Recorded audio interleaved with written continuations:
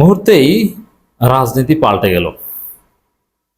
যেই বিএনপি, যেই রিজভী, যেই দুদু 3 দিন আগে ইউনূসকে গালাগালি করতেন এবং ইউনূস জামাতের পক্ষে এই কথা বলতেন, এখন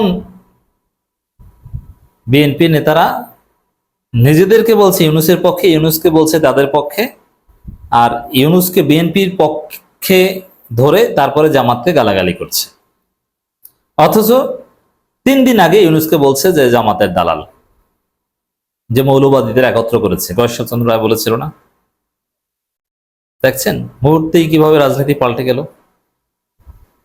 ইউটার্ন, ওই যে মির্জা ফখরুল বলেছিল না রাজনীতি ইউটার্ন নিতে পারে, ইউটার্ন হচ্ছে এটা। বিএনপি টার্ন নিয়েছে। বিএনপি এমনিতেই ডিসেম্বর থেকে নাকে খত দিয়ে ফেব্রুয়ারিতে এসেছে, এখন ইউনূসকে তাদের পক্ষ হিসাবে প্রচার করছে। এটা একটা বড় বিষয়, ইউনূস তাদের পক্ষে। দর্শক, রুহুল কবির রিজভীর বক্তব্য বরাবরই মজার। তার মধ্যে কিছু সাহিত্যিক মান আছে, কিছু বিনোদনের রসদ আছে রুহুল কবির রিজভীর বক্তব্যে, পলিটিক্যাল মান নেই। গত 15 বছরে এই বিএনপির আবাসিক নেতা রুহুল কবির রিজভী যত কথা বলেছেন, সংবাদ সম্মেলন করেছেন, কবিতা আবৃত্তির মাধ্যমে হুমকি দামকি দিয়েছেন, ওগুলোর কোনোটারই মান নেই। এগুলো কিছুই হয়নি। বলতেন এই হবে সে, আকাশ বাতাস প্রকম্পিত হয়ে টেকনাফ থেকে তেতুলিয়া, রূপসা থেকে পাথুরিয়া, আরো কত ছন্দ ধূমকেতুর মতো, উল্কির মতো গর্জে উঠবে, প্রস্ফুটিত হবে, আগ্নেয়গিরির মতো, আগ্নেয়গিরির লাভার মতো আমরা ছড়িয়ে পড়ব। সেই তাপে আওয়ামী লীগ জ্বলে পুড়ে সারখার হয়ে যাবে। এই 15 বছর এই জিকির করেছে, কিন্তু বিএনপির আগ্নেয়গিরিতে কিছু হয়েছে? একটা বালু ট্রাক সরেনি বিএনপির আগ্নেয়গিরিতে। শিক্ষার্থী বা ছাত্র জনতার আগ্নেয়গিরিতে আওয়ামী লীগ পালিয়েছে। সে রিজভীর বক্তব্যের আসলে পলিটিক্যাল ভ্যালু আমি দেখি না, জাস্ট তার বক্তব্যটা শুনতে মজা লাগে, রং সং মাখিয়ে বলতে পারেন এই। আর মনে রাখবেন যে কবিরা অবাস্তব কল্পনা বিলাসের মধ্যে থাকে। এই জন্য আল্লাহ রাব্বুল আলামিন কোরআনুল কারিমে আল্লাহ রাসূলকে বলেছেন, হে নবী, আমি আপনাকে কবি হিসাবে প্রেরণ করিনি, আমি আপনাকে কবি বানাইনি। এর মানে কবিদের সমস্যা আছে। কবিরা যে বাতিল তা না, তবে কবিরা নেতা হতে পারে না, কবিরা রাষ্ট্রনায়ক হতে পারে না, কবিরা নবী হতে পারে না, রাসূল হতে পারে না। কারণ তাদের মধ্যে আবেগ থাকে, তাদের মধ্যে ইউটোপিয়ান একটা মেন্টালিটি থাকে, অবাস্তব কল্পনা বিলাস থাকে, যেটা রুহুল কবির রিজভীর মধ্যে। রুহুল কবির রিজভী এখন পিওর পলিটিক্যাল কবি, নেতৃত্বের গুণাবলী তার মধ্যে নেই। তবে হ্যাঁ, কিছু কিছু ক্ষেত্রে আমরা দেখেছি লাঠি ভর দিয়ে যেভাবে লিফলেট বিতরণ করেছেন। এখন লিফলেট বিতরণে তো আর হাসিনা পতন হয় না বা হবে না, এটা তো জানতো তারাও। লাঠি ভর দিয়ে লিফলেট বিতরণটা করতে পেরেছে, লিফলেট বিতরণ ওটা হাসিনা গুনতোই না। সে রিজভীর বক্তব্য দেখেন।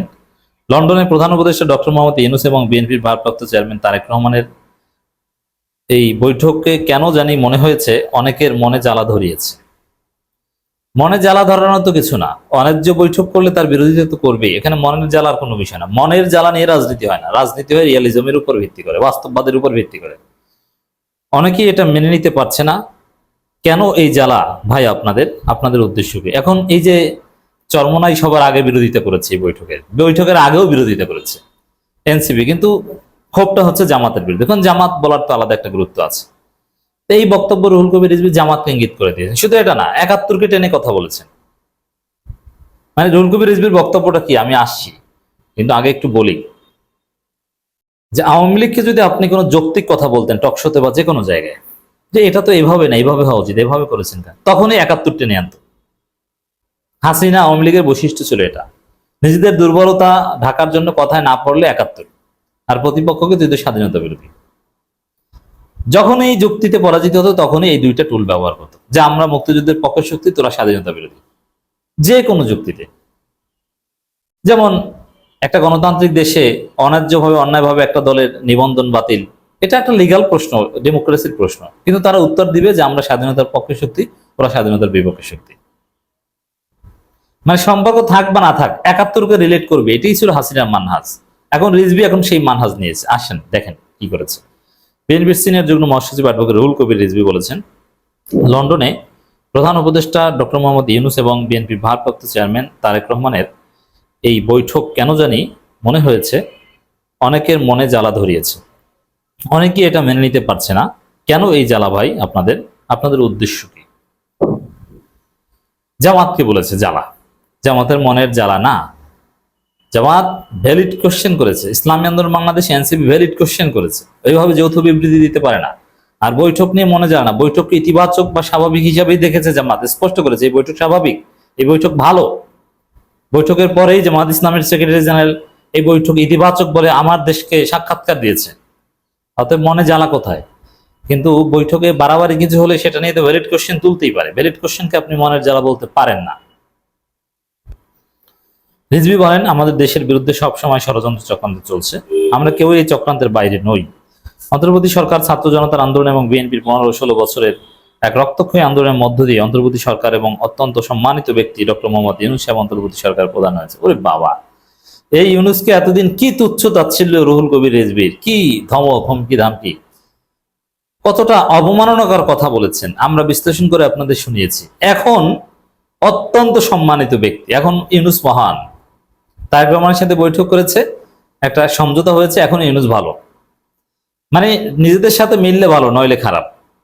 কতটা স্বার্থপর এই দল, জাতির স্বার্থ, জাতির বৃহত্তর স্বার্থ, জাতীয় ঐক্য, এই ধরনের কোনো মানসিকতা, চিন্তা ভাবনা, কোনো বৈশিষ্ট্য এই বিএনপির মধ্যে নেই। চিন্তা করেছেন, ইউনূসকে গালি দিয়ে এখন ইউনূস মহান। অত্যন্ত সম্মানিত ব্যক্তি ডক্টর ইউনূস সাহেব অন্তর্বর্তী সরকার প্রধান হয়েছে, অত্যন্ত সম্মানিত। অথচ এই ইউনূসকে চাই নেই বিএনপি।